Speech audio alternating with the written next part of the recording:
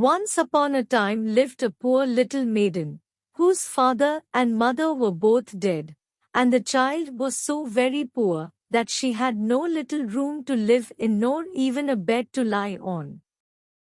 At last all her clothes were gone excepting those she wore, and she had nothing to eat but a piece of bread, which she held in her hand.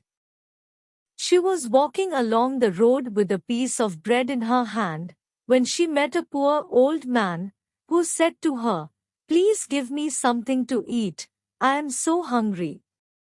She gave him the whole piece, and continued her walk. Presently she saw a little child sitting by the roadside crying, and as she passed, the child cried to her, "Oh, my head is so cold. Do give me something to cover it." Instantly she took off her hood and gave it to the child. A little farther on the maiden met another child, who said she was freezing for want of a cloak, so she gave up her own. At length she entered a forest, where it was quite dark, and here she intended to sleep. She had not gone far before she found another poor little child, with scarcely any clothing at all, and nearly dying with cold.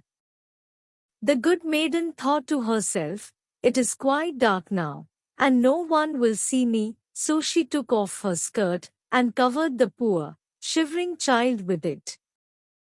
Now the good maiden had nothing left in the world, and she was turning to go into the forest and cover herself with leaves, when suddenly a golden shower fell around her from heaven. A little angel had watched the kind maiden and took pity on her and sent down a shower of stars, which turned into golden dollars when they reached the ground. She found herself covered from head to foot with warm clothes. Then she gathered up the money, carried it away, and was rich the rest of her life.